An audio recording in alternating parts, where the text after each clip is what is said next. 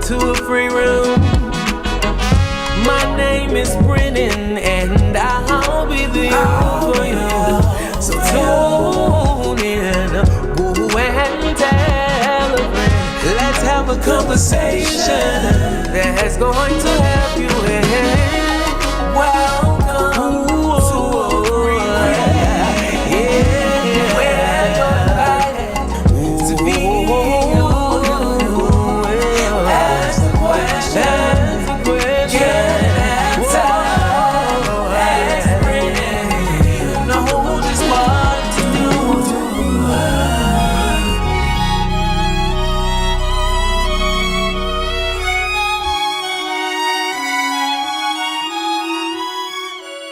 Y'all, welcome back. We are on another episode of Brennen's Room.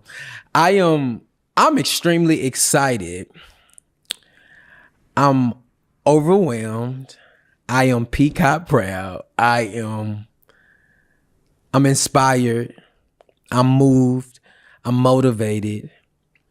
I'm enlightened about the guest I have today. If I was to be, completely frank, I've adopted him as an uncle. Dr. Stephen Akintayo. Did I say that right? Yes, I did. You Okay. got it right. Okay, so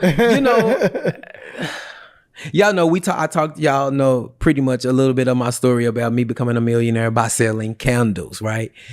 And once you get to another bracket or a tax bracket, or you change, your taste change, your partnerships change, your environments change. You're no longer in the neighborhood. Now you're going, nationwide, then global, and so you meet different people. And I've been blessed. I've been invited. I've been asked and humble enough to even appear and show up on Uncle Stephen, his new baby. I kind of want you to talk about that. I don't know, like when you were in the room, I tell people this often. I'm a spiritual advisor for kings, but it's just some kings, you get in the presence with them and you just be quiet. You just sit back. I was telling a mentor of mine, I had this big party. He came, and like, he's a king. Like, he really has put me in position. Like, he has really built me up as not only just a great citizen, but a man after God's own heart. God gives wealth. And so I was telling him, I said, they had this seat for me, for me to sit, and this was my party. And I said, a prince always gives up his seat for the king. And so I feel that way about you. I really do. We had a moment on my live, and I was telling you before we started, filming, that I've been in church. I grew up in the church. And even when I go back to churches, I hear the word, friends invite me. I used to be a gospel singer and all this stuff. So I'm always invited to events, to gospel events. But when I go to these revivals and these church things, I don't hear anybody that sounds like me, or even that sounds like where I'm going. And when you started to talk to me, you talked to me. I was interviewing you about you and your stuff, but you started to talk to me, and I was telling you, like, that's church to me. That's God to me. Like, you were talking about, your story. So I'm gonna just get in, and I'm gonna let you tell your story, who you are, how you became, how are you still becoming, and those risks. Okay. First of all, thank you for having me. I'm really grateful. Thank you. It's good to be here. This is lovely. I love the ambience. The aesthetics. I'm gonna create something like this. I promise. Okay. I got it. As long as you do it with me, you can't do it without me. Absolutely. Okay. In fact, you will be my first guest. Okay, cool. Perfect. Yes. So thank you for having me. Absolutely. My name is Stephen Akintayo. I started way back, in Africa, Nigeria. I was born there, and poor neighborhood. My mother was a civil servant. My father's business had crumbled before I was born. Okay. And so we were really poor. I mean, where we grew up for most part was without running water, without electricity. Yeah. And really, really, really, really, really poor. Okay. And like poor. like poor. Okay. Yeah. You Americans don't know what We don't know what poor poverty is. Okay. You don't. You guys, when you people say we're poor, I'm like, okay. Yeah, no, this not poor. Yeah. This not poor. So, but I knew something was wrong with it because my mother would take us to, even though she was civil servant, take her to our colleagues who were even junior. But because we were 5 and she was the only one raising the kids with our money, Okay. she needed more money. So she would go borrow, and those ones would look at her with disdain. So I just knew something is wrong with this all. Why must my mother go borrow to send me to school? Something is wrong. So I used to ask her, I say, oh, because I don't have a college degree. I want to make sure you have a college degree and then you get a good job and you're going to be fine. You know, unfortunately, that doesn't work anymore. Good degree does not guarantee good job. Jeez. Yes. Okay. And good job does not guarantee financial freedom. Yeah. So I came across a book called Rich Dad Poor Dad by Robert Kiyosaki. Okay. Oh boy, that Change your life. That changed my life. You know, stumbled on Richest Man in Babylon, Acres of Diamond, couple of Think and Grow Rich. Those books just opened me up. Okay. So I got to know that it wasn't even about degree or no degree. It was the fact that my mother did not have passive income. Right? She only had one source of income. And even that source of income, once she stopped working, she can make more money. So I knew something was wrong. Okay. So in the university, I started my business with just $10. And in Nigeria alone, we have real estate asset of excess of over $100 million. Okay, so this is really what I really wanted to ask, because I'm sure no one has ever asked you this. Yeah. Where did the $10 come from? So I shared it. So it's funny because it's in Nigerian naira. So when you convert it, that time it was about $10. Okay. So it was called 1,000 Nigerian naira. Okay. So 700 was from a fellowship on campus that needed to send bulk SMS. I was sharing that with Zach. Okay. You know, so we used to help companies send bulk SMS. So they had a church program and they needed to send SMS to their members to come for the program. So they gave me 700. Then I added 300 out of my, allowance, because on campus, your parents give you money for food and stuff. So I added 300 to it, making 1,000 naira, equivalent of $10 as at that time. So just $10, not Yes. 10,000, Nah. not 1,000. But gradually, I used somebody else's platform. Gradually, I had my own bulk SMS platform. Then later, I had a franchise program to help other people own their platform under me. And then later, I started doing business to government, business to business, where I was, helping multinationals to handle their SMS messaging, email messaging, social media marketing. And then we just kept at it. 2015, we diversified into real estate, and that was the game changer. From $10. Yeah. 14 years ago now, I mean. Yeah, now, yeah. So things takes time, Yeah. really. So it wasn't like overnight, really, yeah.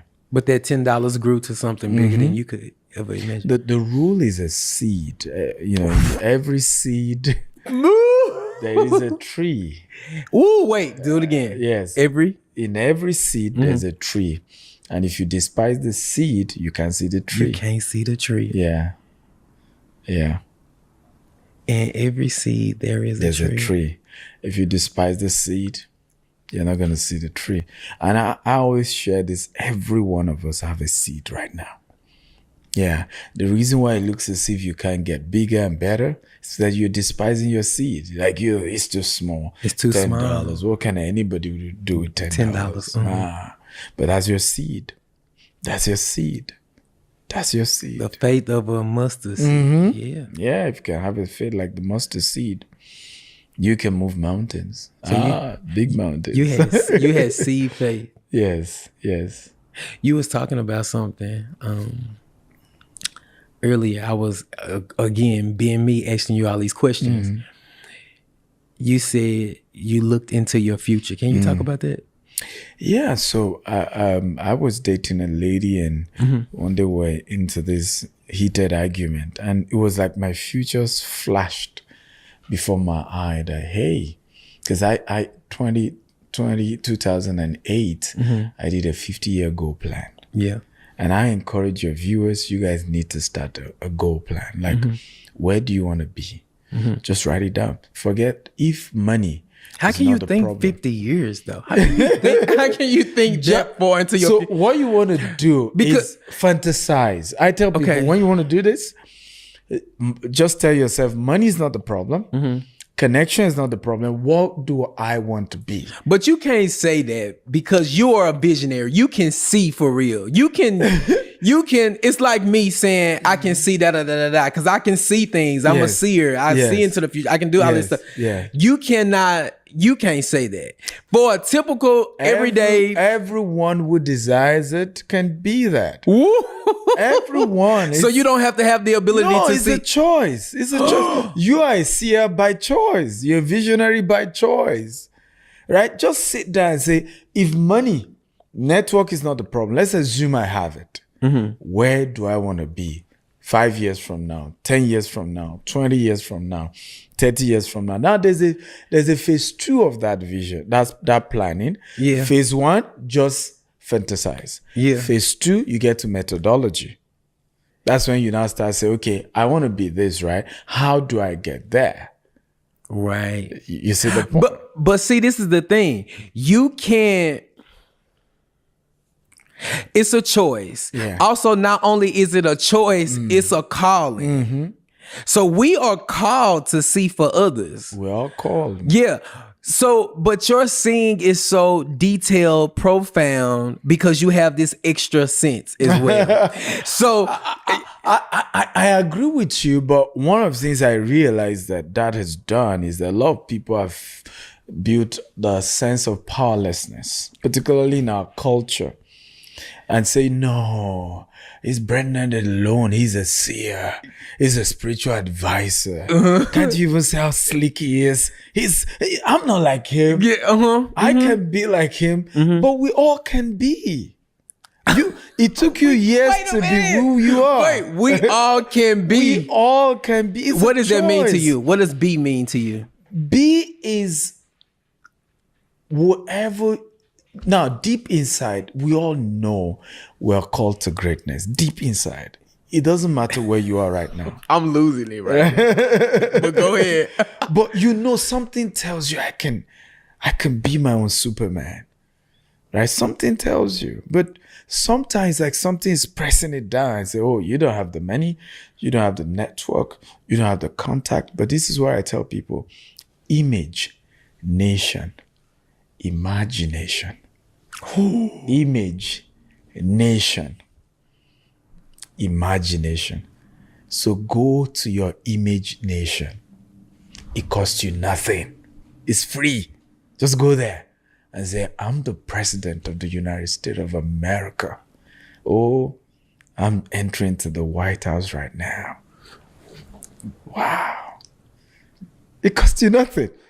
Like nothing. So you just shifted the room. Yes. You just shifted the room with that. Literally, my hairs was raising up on my arm. Wow. Because that what you just did before we even turned the cameras on, you were talking to me and Marcus. Yes.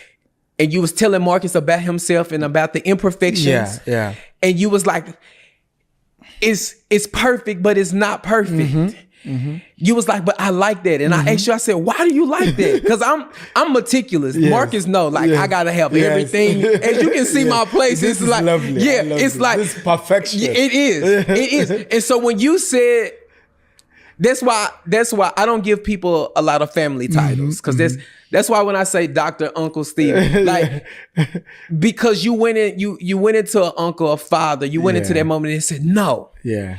Everything is not perfect. And so when you started to tell us and break it down and you told Marcus and you said, hey, what's his name? You made sure I got his attention so he could hear what you had to say. And when you said everything you had to say, you said, And I said, no, what is that? I needed you to tell me exactly what that was. Yes. In everything you do, you have a vision after it. True. Everything you say, you have a vision after it. Yeah. You were just freely talking to us for free, and you begin to have a vision. What was your response when I asked you that? What did you say? Do you remember what you said? I'm not sure I did. I said, what does that mean? You said that there's more. Yes, I remember now. There's more. There's more. There's more. I mean, look at this. This is look at this, right? I don't know whether the camera can picture that. This is what makes this room beautiful. Like, it's not white like the rest. That's imperfection, but it's made it perfect. Right? Like, right? It's made this room perfect. Like, if everything's all white now, we won't have this beauty here. Right? So your imperfections make you beautiful. That's it. So stop fighting it. It's the gift. You know, I met this 18-year-old realtor. She just got a real estate license. And she said, oh, nobody's going to, attend to me. They think I'm young. I'm 18. I said, that's your gift. Being youthful, being young is the gift. Who doesn't want to be young? Like, when you go into the room, flaunt it. Tell them I'm an 18-year-old licensed realtor. I just got my license. I said, if they don't give you attention, something's wrong with them. Not you. 18-year-old, that's the gift. Being young, being naive, being new. That's the gift. That's the gift. Why do we pervert that so much? Being naive. I think it's because the universe is telling us, and this is why people are getting depressed. This is why you're seeing people even complain about Instagram. Teenagers are struggling because now all they see is perfection, and they don't know that if you meet these people in real life, I mean, Kardashian isn't as perfect as the picture you see on Instagram. So now you see your real self every day. You're like, oh no, I'm not like, oh, I wish. No, you're perfect. You're perfect. You're good. You're imperfectly perfect. Oh, preach it. Preach it. Yes, absolutely. But you see, we don't have enough of you to feed us. Why is that? Because many of us haven't decided to rise up. Why are they We all afraid? have to rise. And I think it's the same thing with discussing. Everybody just feel, I'm not perfect. I'm not perfect. So I can help anybody else. I'm sitting with a multimillionaire, and you're telling me, a multimillionaire is telling me, don't be perfect. Being naive is It's good. It's good. What am I enjoying about coming to America and people are saying, I just got a 54-acre property and we're starting our first estate. And I told the team, I said, this is just an experiment. I want to get over 100 acres and I want to build a city. And the two, they all went mad like, this guy. Yeah, you see how I'm looking at you like right now? Because you're saying 50 acres like it's, a leisure. Yeah, because, I mean, we have almost 50 hectares in Nigeria already in different locations. So I'm used to large land. You're used to big things. Yes, I'm used to but the lesson in it is the lesson in it is that the reason why I'm enjoying this expansion to America is the imperfection. I don't have all the lawyers like I do. I have more than 10 lawyers in Nigeria. I have tens of accountants. It's a whole army for my business. Now here, I'm new, I'm naive. I'm enjoying it like, oh, let's do that again. Let's start new. Yeah. That's the way it should be. And that's why Jesus said, look, if you can just be like these little ones. Zach, be quiet. You're the imperfection in the room right now. Just go back to being a child. Just go back to being remembering naive. the kid in you. Yes. And this world will be perfect. Really? If you can't laugh at yourself, something's wrong with you. Like, why must you be so perfect that people can't laugh at you? Like, I enjoy when people mock me. I'm like, okay, now you're talking to my God to make me. You gotta mock me for God to make me. So go ahead, mock on. Let's do this. You reminding God. Yes, you are doing so. So please keep mocking me, man. I like it. Somebody came on the live. Yeah. And Zach told me, you shouldn't have said that. And I said, no. Somebody came on the live and they said that you were being fake because of your dialect. Yeah. And you said, no. Nah. and it moved me in such a way because you sit in your show, you talk from your shoulders. I was taught as a young boy to stride, stand and be firm in what you say. And I haven't met a lot of men here in America that do that, which is kind of strange. Wow. But you your chick. No, you said no. And for me, I was so moved because I was like, just enough. You said, I'm not. I'm meeting the room of where I am. Yes. Because I need Brennen's people to understand what I'm saying, and I need my people to understand and bring not only bring my people from Nigeria into a global mindset, but another network of people. Exactly. But you said no. And Zach was like, you shouldn't have even brought up that comment. I said, no, it was something in him that he had to say. Yes. And I said, you said, no, I'm global. I have to speak. Yeah. And I say, you can't be global minded and just stay in the neighborhood. Absolutely. And so it didn't move you. No, because, it's important because sometimes one of the biggest secret of my impact is the authenticity, right? The originality of my brand. I mean, if you see me do banter with my followers, it's crazy. Like sometimes, look, I don't take, senseless, unintelligent comment on my wall. Like, get out of here. Yeah. I'm as real with them, right? Because I feel that's what's missing now. Everybody, you don't want to fight nobody. You just want to be the nicest guy. No, Jesus said, you thieves, get out my... I mean, that's Jesus. I mean, Jesus said to a woman, he said, oh, you know what? We don't give children's meal to dogs. If you say that now, they're gonna crucify. I mean, they will have crucified Jesus earlier if he did that. No, he told a woman. He said, food are meant for children, they're not meant for dog. And the woman was wise. She said, yeah, I'm not gonna fight Jesus over I'm a dog. But even dogs are entitled to crumbs that fall off the table. And Jesus looked at her and said, oh, you got it. As long as you're not allowing the mockery, the negativity bring you down, the door will be open. No matter who hates you, they're going to open that door. Because it's the rule of the universe. Keep knocking that door. Bang it open. Keep telling them, I'm not living here. I'm not. I've given myself a target, 5 years of expansion in America. I must own $1 billion real estate asset. And I'm going to knock on every door. Oh, you're going to watch out. Watch out. You're going to do it. You're going to do it. Yeah. Everything you said you've done. Watch out. I'm in business. And I don't care what anybody say. Racism, I don't care. I would rather look at you and say, you're not racist. You just don't like some people. But you know what? I have this property, 100 million. Will you buy it now? You're not racist? You're not racist. You just don't like some type of people. But buy my business, man. Do business with me. Let's move on.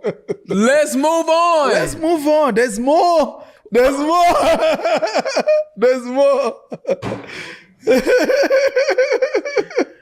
There's more. How do you feel about that? We talked about racism. Yeah. And you talked about, Mr. Cardone, who you have for the week. What is that? You said that doesn't. We really was. That live was crazy. Yeah, it was insane because we hit. Move on. Yeah, move on. I think. One of the things I was sharing, I think, on your life was the fact that some of us are angry with the great-grandchildren of slave owners. They don't even know what slavery is. They even don't know that there's white privilege. They don't even know they're privileged. You told me that. Yeah. And you move around and say, oh, see them, all them white racists. And they're like, I don't know what you're talking about. Yeah. Right? I'm also struggling in America. So just like we're paying, they're paying as well, because they like, I didn't put you in slavery. Yeah, exactly. Why hate me for some of my followers crucify me for that, because I don't classify with. I love it. Hear me. Hear my heart. I love everyone, from the Black Lives Matter, the LGBTQ. I love everybody, right? I don't classify with anything. Just because classifying with a thing is cutting off business from other things. Oh, preach it. And when you look at the Bible, let's even say that's your mindset. Okay. The Bible says that I will give you the wealth of the Gentiles. Ooh, you about the world out. You cannot get the wealth if you don't go to them. You can't. Check all through scriptures. And Abraham left, Canaan, went to Egypt, and then he left. And the Bible says he's richer in cattle, in silver, in gold. He had to go. Each time Abraham or any of these guys in the Bible, they went to so-called Philistines, right? And then while they were moving out, they were moving a lot. So you can't, let's even say that's your mindset. Oh, they're racist. They're white racist guys. The money has to move from them to you. And you can't put a gun on their head to move it. You have to offer services, value in exchange for the money in their hands. And so if you don't mix and connect, how will the money come to you? How will it flow? You said be kind. Yeah. You have to be kind. You have to offer services.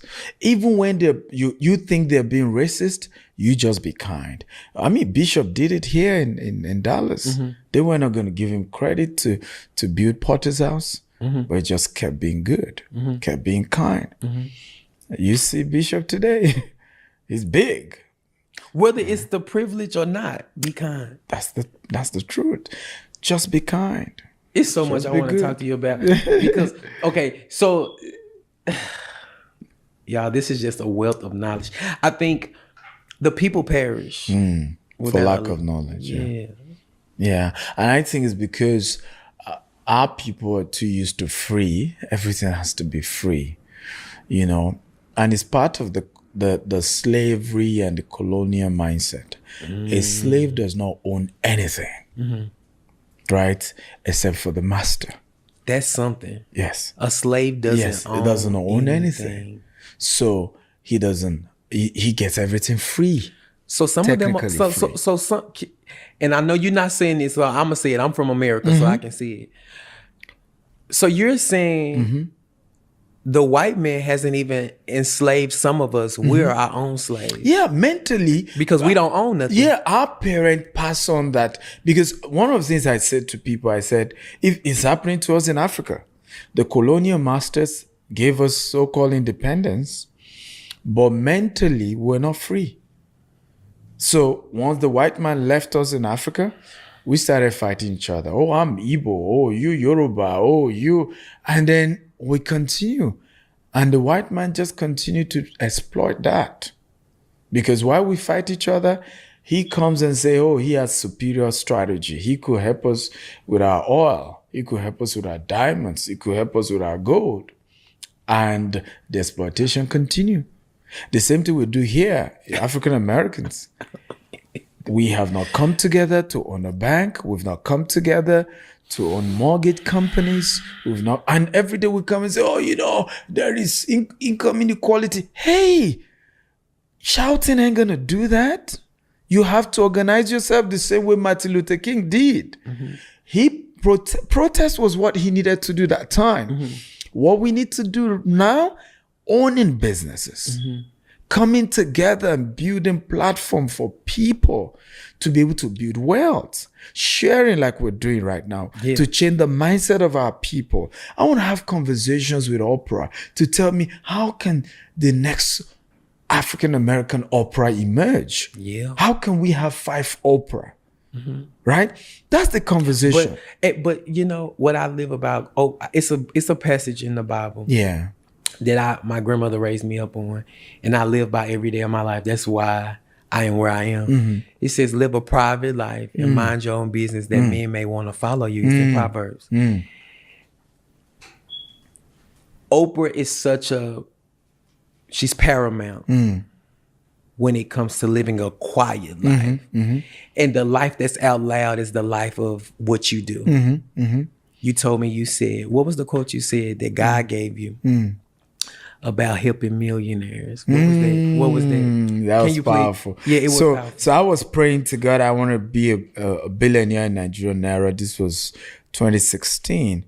And God said to me, he said, raise as many millionaires as you can, and your billionaire status is automatic.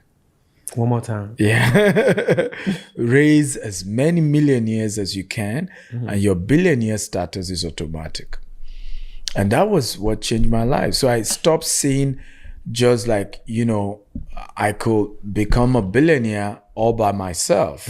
I started seeing that the more millionaires I raise, the higher I go. Because there is no general without colonels, without sergeants, without captains, right? It's the collective that raises you up. So you have to raise people.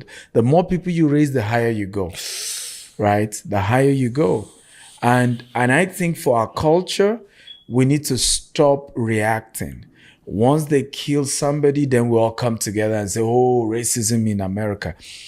I think we need to be better organized than that, right?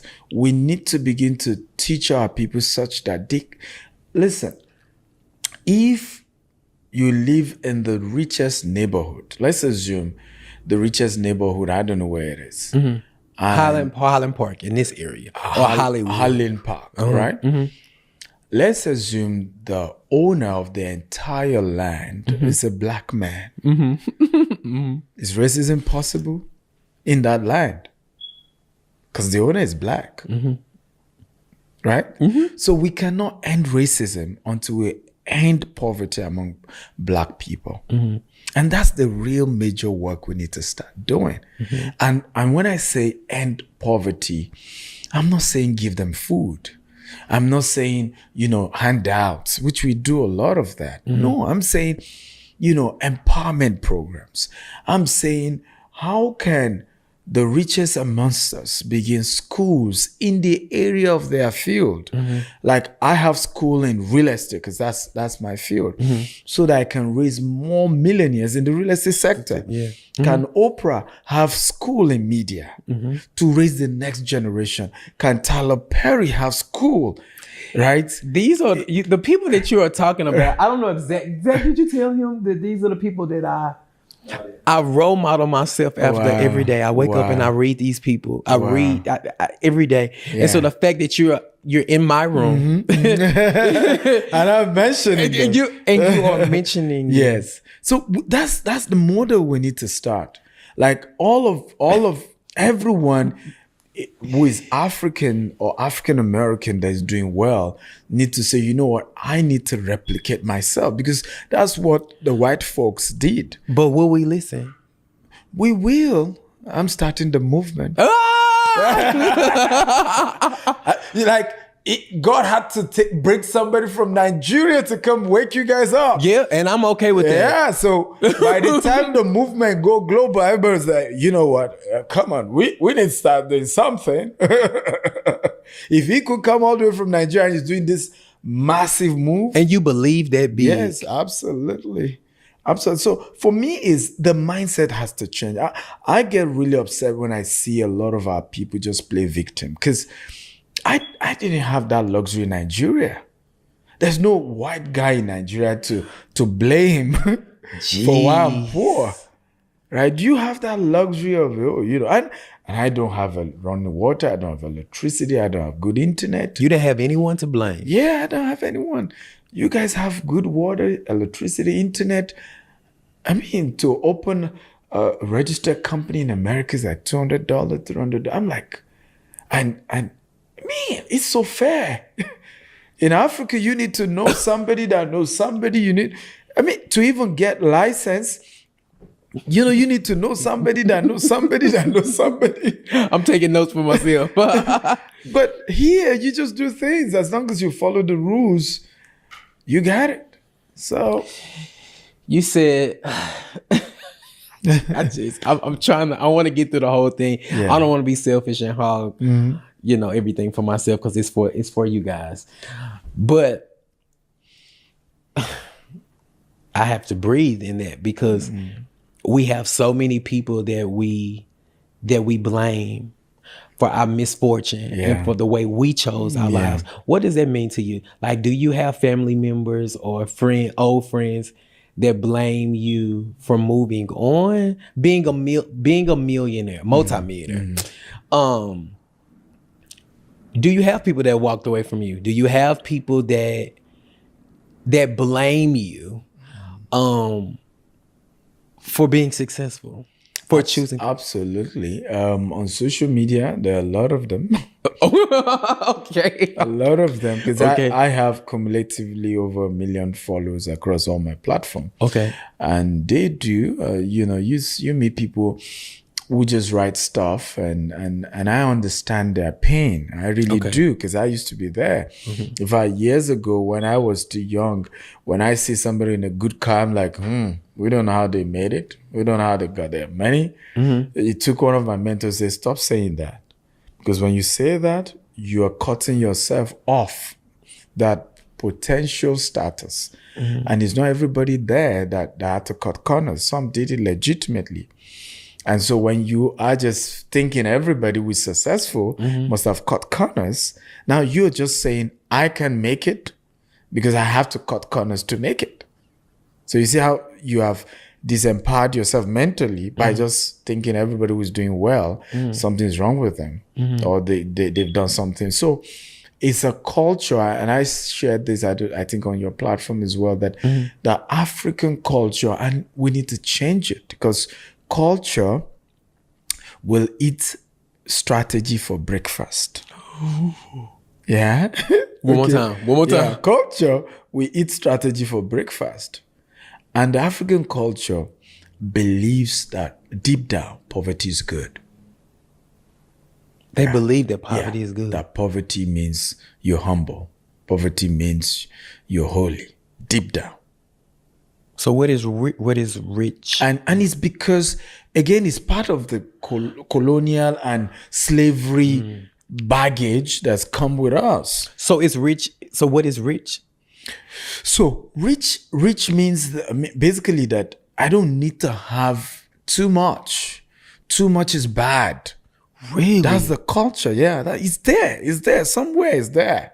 Like too much is bad. And that's why a lot of the guys who have made it from our parts of the world or of our skin type had to cut off from the rest of us. Right? Because we feel that because they now have too much, they're no longer black. They're not white. Because for you to be really black, you have to be poor. That has to change. That has to change. Because black is not synonymous to lack. No, it's not. So that has to change. So, and it's a mental work. It's going to take time. And like I was sharing, listening to this interview between Tyler Perry and Bishop T.D. Jakes, and he said for years he used to feel bad that he's successful. Because he was just like, oh, everybody I know is still struggling and I'm up here. And I took time for God to say, you have also been homeless. You've struggled. You deserve where you are. You deserve what you have. It's okay to have what you have. It's okay. You've worked hard for it. I've worked hard in this last, 20-something years of my life. I've worked hard. And I deserve every good thing that I've gotten. You believe that? Yes, absolutely. And so don't be angry seeing me doing well. Just you say to yourself, the God that did it for Stephen is going to do it for me. He's no respecter of persons.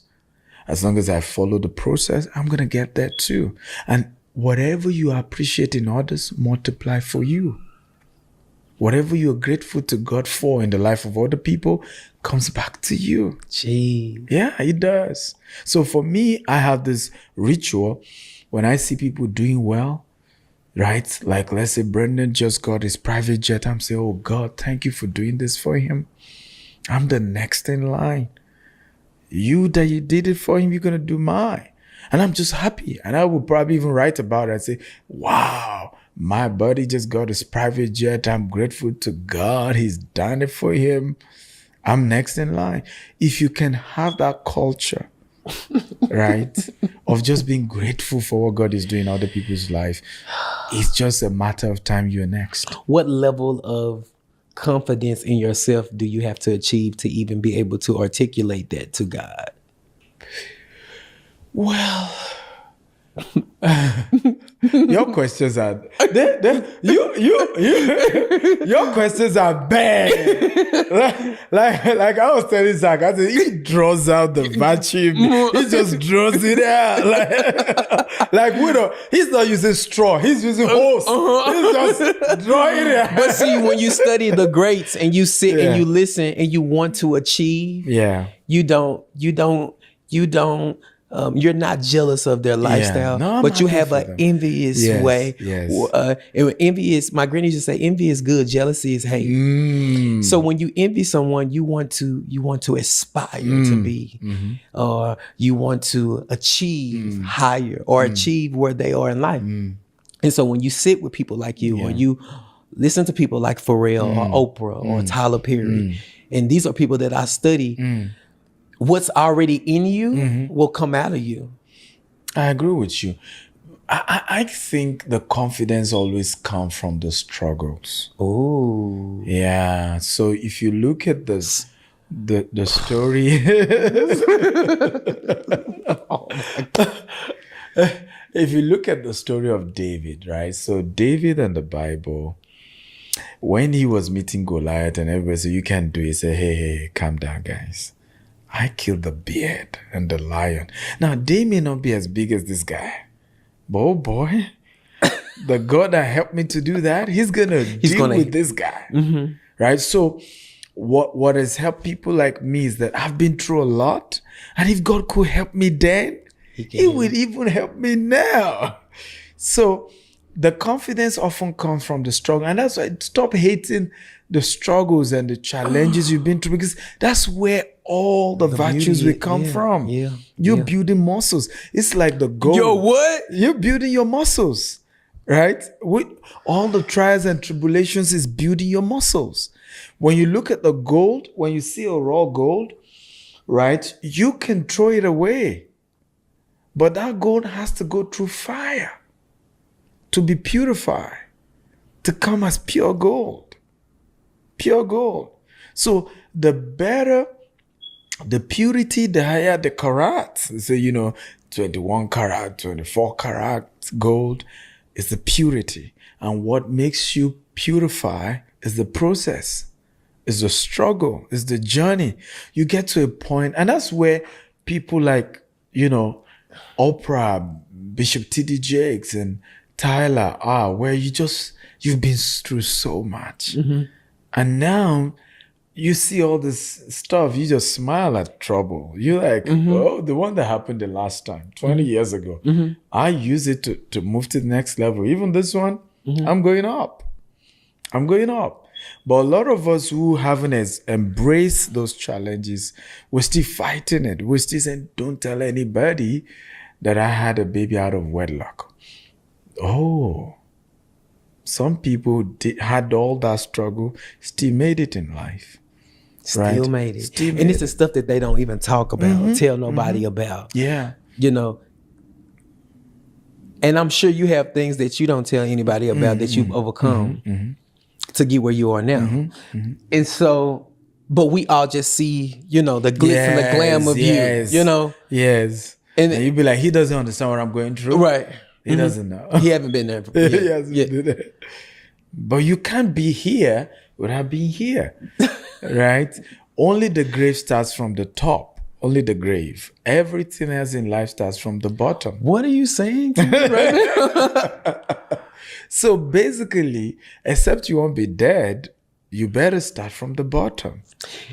Okay, I'm gonna move on. I'm gonna move on. You said something to me, kind of Yes. stuck with me. Yes. You said, "Hey, you got to meet my wife," Yes. and you said, and you said it was such. You were so like vibrant when you said it. You felt like fun. Yes. And you was like, you would love her. You would Yeah. love her. You said, are you married? And I told you, I said, no, I'm saying. You said, no, you got to get you somebody quick. That's gonna make you happy. That's gonna make you happy just like her. What does that mean to you? What is that?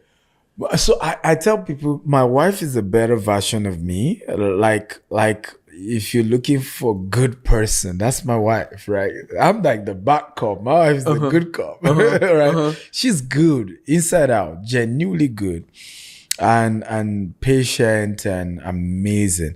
And what I'm for the women watching this, the greatest gift you can give your husband is peace of mind. Just peace of mind. You said we as men, Yeah. we want peace. We just want peace. Like, that's the greatest. I've met more beautiful women. I've met more intelligent women. I've met, but none compared to my wife, because she gives me what they can give me. And that's what? Peace of mind. Peace of mind. Literally, I have had an experience where I traveled out of the country, and I forgot to remind my wife I was traveling, and this was 24 hours to the flight, and I say, oh, I'm going to Dubai. And she was like, you didn't tell me. I said, oh, I forgot, I'm sorry. And that was the end of the conversation. Safe trip. She helped me pack, and I'm gone. How many people can do that? I was just gonna say, most women now, they're gonna shoot you. Like, yeah, right. You're dead. Right, you're not coming back home. Don't come back here. You're dead. Like, peace of mind. Honestly, Really, your help. Yeah, peace of mind. And I can be here without peace of mind. Like, you can't be trying to fight the whole world as an entrepreneur. You're trying to do this. You're trying to raise funds. You're trying to do that. You're trying to build your business. You're trying to grow your business in Dubai, in London, in the US. And then you come home, or you having that call, say, oh, you dirty, you crazy. Like, no, you need peace of mind. Your guys need to watch this movie, The Founder. Okay. Right? That's the founder of McDonald's. Because the wife didn't give him peace of mind. When they were doing divorce, he said, one dime from McDonald's, I'm not giving her. Yeah, one dime. Because she never supported this. She was always nagging all the time. So I want to encourage women, once you find that visionary guy and you love him, just give him the peace of mind. Because the trouble isn't worth it. How do you think your wife do that? I think I was lucky to have met her on campus, and I was a mentor before I became, before I married her, and I intentionally, decided to marry her because, like I said, one day we got into this argument with my ex. And my future just flashed in my presence. Like, imagine who you want to be. And I had written my 50-year goal plan that time. And so it was like, this person isn't going to help you into the future. And if you keep nagging like this, you're just going to die early, right? Because it won't work. So at the end of the day, after I broke up with my ex, I said to myself, who can give me peace of mind? I wasn't romantically attracted. I wasn't, and she wasn't either way. Really? Yeah, the love grew over time. Yeah. So you mean to tell me there was no attraction? No, my marriage was like that of Isaac and Rebecca. Really? Like Abraham said, go to my country, get me one of our daughters. How does that work? How it works is, first of all, vision is your romance. What? Yeah. Like, Vision is your romance. Like both of you are going the same direction. That was what happened. We love people. If I had started a foundation, where we work with orphans, we're providing scholarship and because like I said, I was her mentor, she was part of that program. We just are passionate about people and helping people and changing lives. So vision was our romance. Yes, we knew we're going the same. Like even if we're not married, both of us wanted to move in that direction of what I'm doing today. So, and I think a lot of men need to begin to think that way. Like, marry somebody who will still do what you're doing even if you're not married together. Like, but you're different. I keep saying this, and I know you're probably tired of hearing it, but you're a different kind. These men that I know of nowadays, some of my friends, they like, man, they want the woman to do everything. No. You don't live like that. No. Yeah, you raised on the old foundation, like the man provides. Yeah. And so she's easy to give you peace because she knows that her peace comes from you. You get what I'm saying? No, you got to really hear what I'm saying. Your peace comes, her peace comes from you. So it's a partnership. Yeah, it is. It is. Yeah, you're not just marrying, you're just not with a wife that does nothing. So in my defense of being single, if I provide everything, then you be peace. I agree. And I think that's possible. Very possible. It's worked in my life. Okay. You just need to do what I did. Yeah, okay. What did I do? Okay. I met a lady, even though I didn't do it for a selfish reason because I didn't even know I would marry her. Okay. I met a lady who was emotionally troubled and I mentor her. Help her to find purpose, and God just did it that in future when I became single, I looked at it and I said, you know what? This is really the person who can give me that peace. You helped her find purpose. Yes. I'm writing a book, working on a book in a series that says purpose people find purpose. Purposeless people find purpose through purpose people. Powerful. Yeah, that's powerful. And so when you just said that, it ignited that back in me. Yeah. It's a lot of things, man. I'm gonna talk to you about that off the camera, but it's a lot of things that's been ignited. That you've said. I think you kind of got an unfair sense that a lot of people don't have because you walk into a place. I watched you when you walked in the door and you was just looking around. Just like, and I could literally hear your thoughts and see what you felt. And we immediately, but of course it happened like that on live. But just seeing how you build in your mind, you build in your mind. Before, and I do this. That's why we are so. I can connect. We connect because I have a vision for a person. Far off, I can see them down the street and say, "Oh, this is what they're supposed to be doing. This is what life is supposed to be for like for them." I do that. Like I build relationship for 10, 20 years. Like I can see you and I'm like, 20 years from now. Right, this is what this guy is gonna be doing. That's what this is the kind of partnership I'm gonna be having with him. Yes. Yeah. And so it's easy for people like you and I to find our person. Yeah, true. From business, our business person. Very true. But I believe, and not even to switch, but I believe God really led you here. Like I believe, if there is nothing but two people that show up to the conference or to the festival, purpose led you here. Absolutely, I agree. And absolutely, it is. You mean it, and even, and I say this, but even if God didn't want to do it, He'll do it for you because you meant it and you gave your all to do it. And so it's just like I call Zach and I'm like, no, I had like a list of people I wanted to interview and sit with and kind of talk life with. Yeah. But I was like, why didn't Zach was like, well, I didn't think you would want him on your show. And I'm like, are you kidding me? Like, the people that, but this it felt like I was talking to me. Wow. I had calls and Wow. people was like, Wow. that felt like you was talking to your own self. Wow. That's a thing. Wow. Because if we can get up every day and look in the mirror and tell ourselves, okay, this is what we're going to do today. This is what's going to happen. This is what's going to happen 10 years. See, I'm not advanced as you to say 50 years. Yeah. But if I can give myself 5 to 10 years and say, okay, after that 5 years to reassess and say, okay, we did this, and this. Okay, now let's carry this out. Yeah. Because you have, you're big. You're big. And you were big inside of your small. Thank you for that. I love those good words. I'm really encouraged. I'm encouraged. Yeah. Because what you pour in, I can pour out. It should be like this. That's what we miss. We miss the, where we can pour into one another. Yeah. Let me give you this. Please. So this is my latest book. It's called The Billionaire Code. Okay. Right. So the code that billionaires use to create wealth that others don't.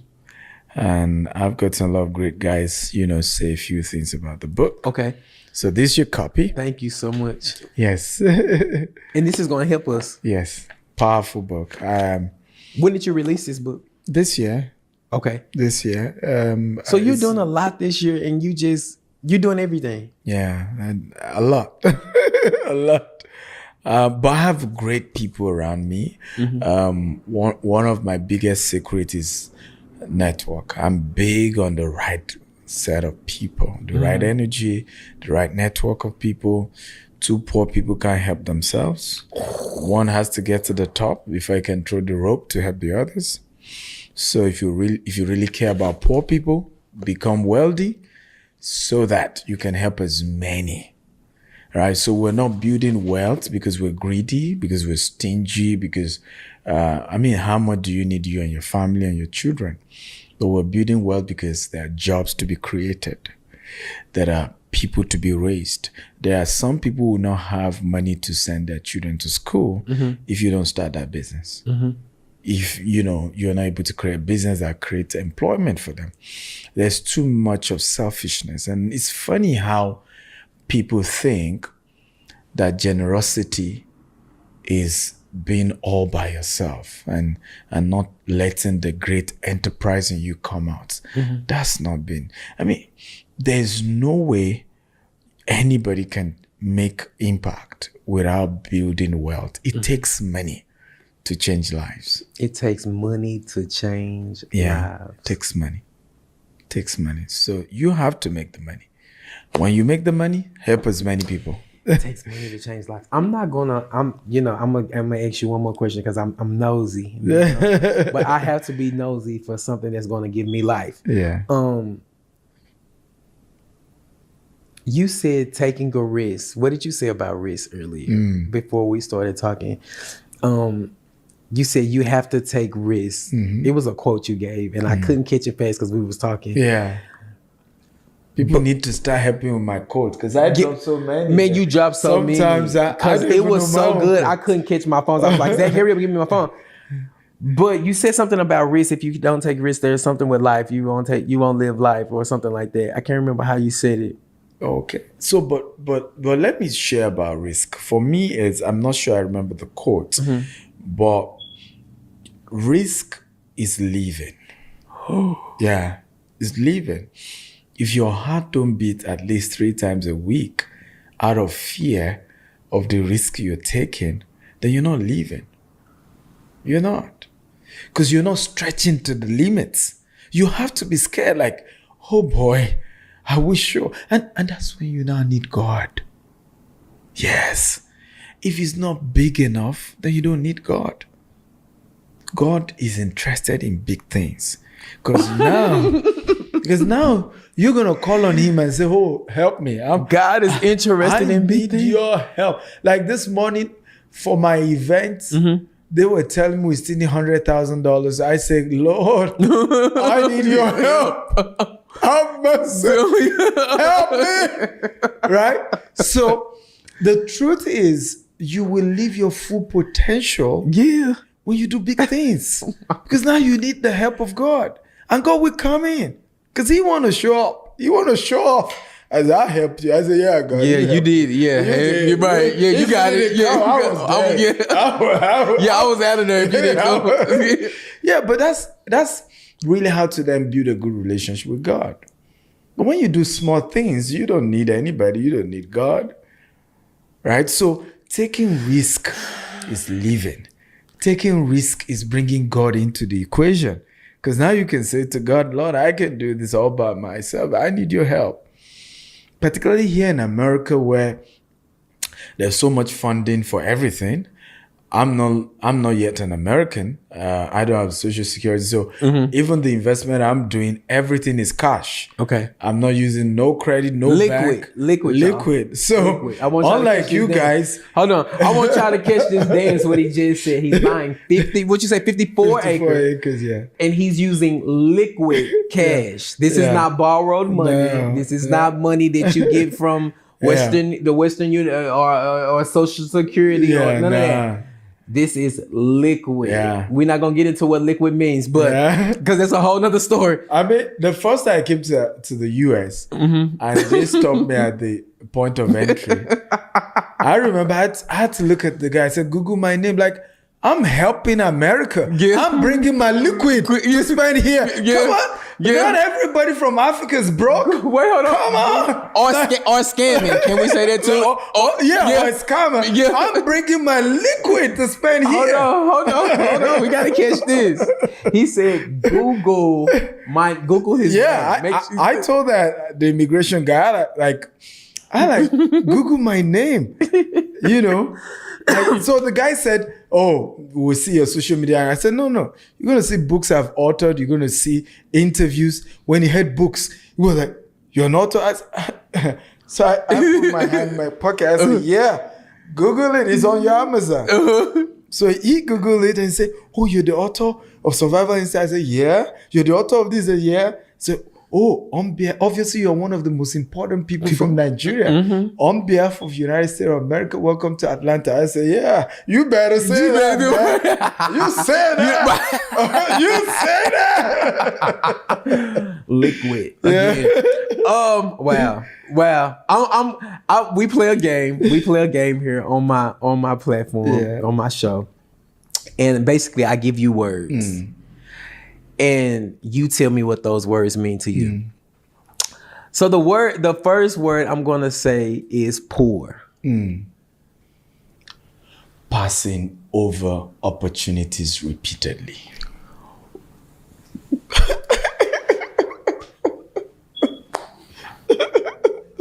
Wait, y'all can't pack up. They packing up. Wait, you can't pack up. Wait. Yeah, passing over opportunities repeatedly. Poor. I'm gonna breathe and take that in for myself. Wealth. Transgenerational. Paying people when you're long dead. Paying bills when you're long. Like, your ghost is making people rich. like your ghost is saying, hey, I'm going to make you a millionaire. That's wealth. Yeah, that's wealth. Global. So, being in one place and you're felt everywhere.